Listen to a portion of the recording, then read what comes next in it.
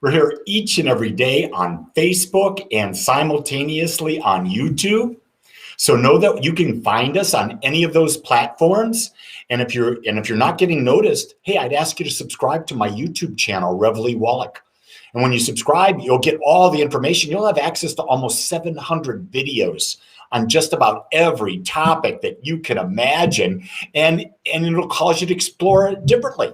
Also, hey, if you like what we talk about here, share it. That's the best thing you can do. So today, I've been observing this for forever on Facebook and how people are this way or that way, and everyone is trying to change everybody else. And I've got some great advice to relieve the stress and to bring a solution to this idea that we're different. If you feel the need to argue, to change, to defend, I'm going to simply give you a 2-word answer. Stop it. Just stop it. Because you're not going to change anyone else's opinion. Can you get that? You are not going to change anyone else's opinion. Only they can do it, and they're not going to do it because of you. What you can do is you can plant suggestions, or better yet, just ask questions and don't ask them to answer it. Just let them think about it. Ask the question, move on. Because then you're not getting into a position where they have to answer right away, which is going to be what? A reaction. And a reaction means they're going to go back to their habitual way of doing it, because that's what we do. We habitually answer the way we've been programmed. Programmed, let's use the other word, my other favorite word, domesticated into believing. Do you get that? Everybody has been domesticated into believing certain things. Guess what? If you were born in the Mideast, you've been domesticated to believing certain things. If you were born in India, you've been domesticated to believing certain things. If you're born in China, you've been domesticated to believing certain things. If you're born in Europe, been domesticated. Australia, been domesticated. United States, been domesticated. Canada, been domesticated. South America, been domesticated. Everyone's been domesticated. Becoming aware means to reverse the domestication and actually start to think for yourself. That's becoming aware. Do you get it? That is what awareness is. Letting go of the habits of thinking that you never chose, that were arbitrarily, subconsciously implanted in your brain, and they have become the go-to things and how you react and how you live your life. And here's the amazing thing. People will die, absolutely die, defending something that they don't believe. It's just been domesticated into them.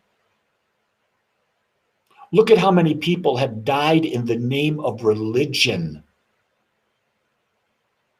Died in the name of religion. Why? Because they were born into the religion. They didn't choose it.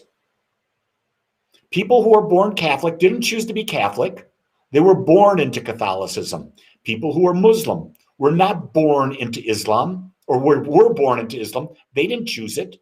Very few people have really made a conscious choice about their belief structure. The same thing holds true on your belief structure on the virus. A lot of people say there's science. Well, there is science. But people don't talk about the whole science.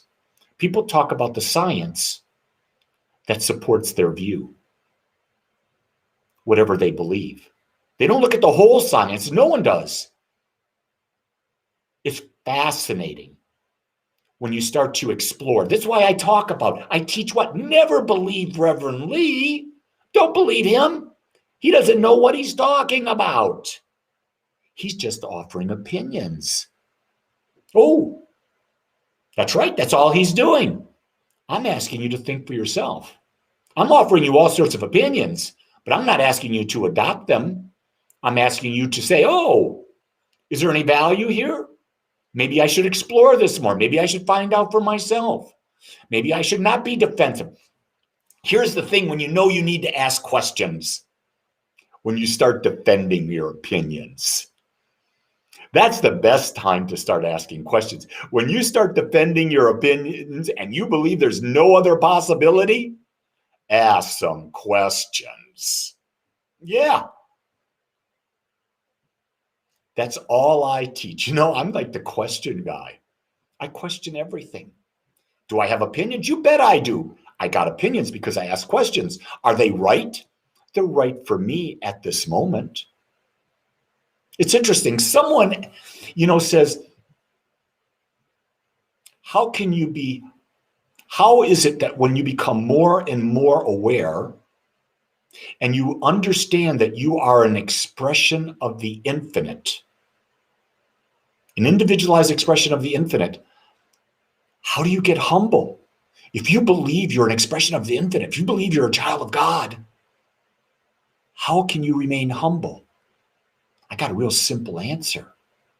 Do you know what that answer is? Is yes, I am an individualized expression of the infinite. I am whole and perfect as I am. Infinite wisdom is flowing through me. Yeah, I'm cocky, aren't I? Not really, because I know that everybody else in the world is the same. They are all individualized. So when I see that everyone else is the same, that's humble. Here's another reason to be humble. Humble means to accept the fact there's always more to learn. There's always more to get information on. You never have it all.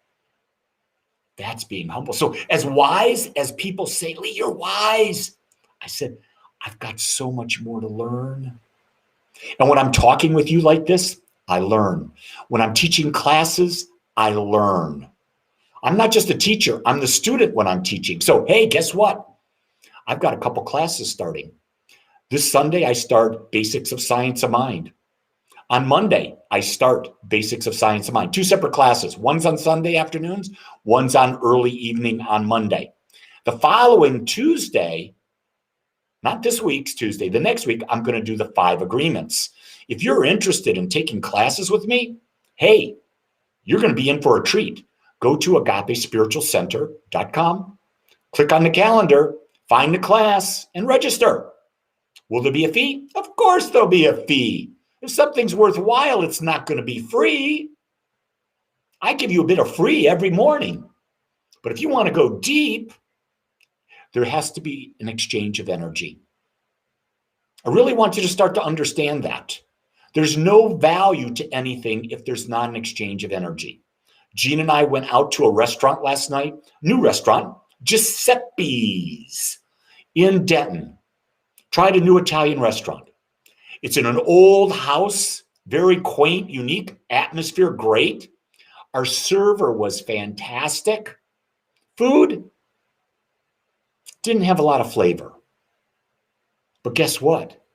We still really tipped the server. I think we tipped him 25%. Do you know why? He gave us great service. He can't change the quality of food, but he can give us great service. So guess where the tip goes? It goes to him. Now, with respect to the restaurant, will we go back? Probably not. Why? Food had no flavor. But there had to be an exchange of energy. When someone gives good service, there has to be an exchange of energy. Does that make sense? So in a business like a restaurant, they give you food, you're paying the price for the food, right? Pretty simple. You're paying the price for the food. Now, that's the exchange of energy. Now, what happens if the food doesn't measure up? Well, the exchange of energy is you don't go back, but you don't penalize the server. You see, when you use the principle of circulation and you use it wisely, more comes to you because you're always in gratitude for that which is good, that you perceive as good. And when you're in gratitude for it, yes. So if you're trying to convince someone, you think, these people are stupid with these views, don't go there. Go to, I'm so grateful for my unique perspective. And I look forward to finding out more information so that my perspective might become even clearer. You see, I'm not trying to defend my perspective. I'm trying to become clearer in my perspective. I'm trying to gather more information.